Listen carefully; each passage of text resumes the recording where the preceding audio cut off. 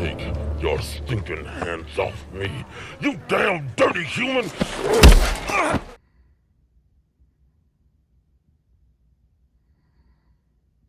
What's up, all my movie-loving maniacs? I'm back with another review of the Planet of the Apes film, and today I'm going to review the Planet of the Apes remake that came out in 2001. It was directed by Tim Burton. However, I did review this movie, what was it, 2 or 3 years ago for its 20th anniversary. It wasn't really an in-depth review, but I am going to replay that for you here, and then after that I'm going to go further into my thoughts on this film, and also whether or not I still agree with that review or not. And so here's my review of Planet of the Apes 2001 from the Lassiter Factor archives.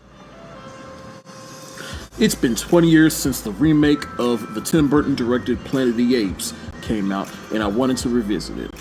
When I was young, this was my first introduction into the Planet of the Apes franchise, but as I was growing up, I saw the hate it got once the reboot trilogy came out.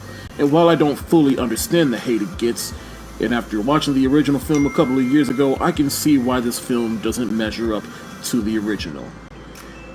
It was a noble effort on Tim Burton's part, but this film does have some redeemable moments, from the makeup of the actors playing the apes, the action, and set design.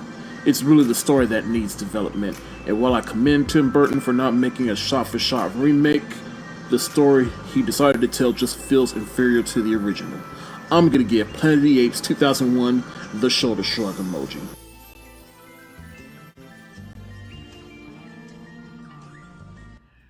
Now, yes, this movie was my first introduction to anything Planet of the Apes related. And at the time, I didn't really get the hate that this movie got as I've gotten older. But having watched all of the original Planet of the Apes series, I kind of understand now. And I still think that this movie, even though I do like this movie for nostalgic reasons, I still think it's inferior to the original film. And especially after, again, watching all of the original series, I understand even more why this movie is inferior. But regardless, like I said, I still like this movie for nostalgic reasons, and there is something there. I mean, like Tim Burton, I commend him for not doing what they did originally, but the script and the story, it still feels inferior. But I will say everything regarding the ape world, I felt like that's where Tim Burton excelled, but then everything up in space, I was a bit bored and started checking out, but then once Mark Wahlberg, he landed on the ape planet, that's when I was really starting to get engaged. And now that I've seen all the original series, I can also see parallels and Easter eggs to those original films. Like, I can definitely see the setup for here and how that took inspiration from the original movie. Rick Baker's makeup and costume design excels here. I will say the ape makeup here is definitely better than the ape makeup from the original movies. Like the ape makeup, it just looks just a little bit more realistic, and all the actors under all the makeup, they're acting more ape-like and primal, which I do appreciate, particularly with General Thad, played by Tim Roth, who I will get more into in a little bit. Everything up in space, it does take place in 2029, and in retrospect, we're not too far away from 2029. Huh. Hello, darkness, my old friend. One thing I do like about this movie that is both a blessing and a curse is that the humans, this time around, they still know how to speak, whereas within the original film, they lost their sense of speaking and speech.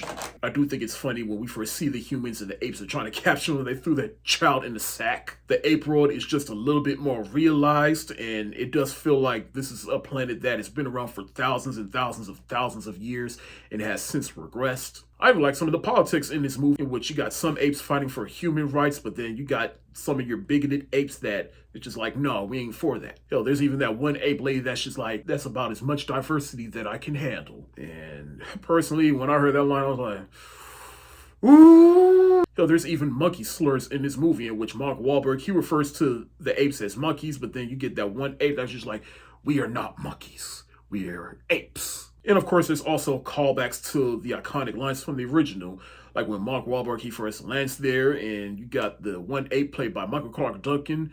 They got Charlton Heston to come back, but this time he's an ape, and he says his iconic line from the original. Damn them. Damn them all to hell. But as for the cast, Mark Wahlberg, he's fine. I mean, I do think it's funny that they try to paint him as an astronaut, and he's one of the last people you would think of as an astronaut, but he does work once you get to the April because Mark Wahlberg, he's just good at just being just so confused about any situation he's in, and that's evident in The Happening, which he was in, and then watching him here just being like, what's this? Apes talking? This doesn't make no sense. And then Tim Roth, clearly he understood the assignment. He got too into this role. Michael Clark Duncan, rest in peace. He also understood the assignment. In fact, if you saw Michael Clark Duncan dressed up as an ape and he was standing in front of you, you will be scared too. Helen Bonham Carter, she's also one of my favorite characters within this movie because she's one of the few apes that's quote unquote the good ones and trying to fight for the humans and think humans are no different than apes and thinks that humans and apes can coexist. Paul Giamatti, he always understood the assignment. In fact, he's probably the one that had the most fun time in this movie. I'll say the only weaklings in this movie are some more of the human characters like Estella Warren and Chris Christopherson, but more so Estella Warren. But she does have one of my favorite digs in the movie, which is when Mark Wahlberg, he goes in the water to search for his ship, and then Helen Habata's character, she starts freaking out, talking about apes do not like the water, they drown. And then Estella Warren's character, she says, that's why every day we pray for rain. The final battle is engaging. But of course, there's also the ending, which pissed a lot of people off, and to this day, people are still confused about it. But I do admire Tim Burton for not trying to emulate the original ending of the movie, but instead try to do something different. But what he decided to go with, it just left a lot of us confused. And it's like, wait, so we're back on, that wasn't the April, that wasn't Earth after all, and now we're back on Earth, but somehow the apes have advanced and took over the planet, and General Fade, he's now Ape Perlam Lincoln. No pun intended.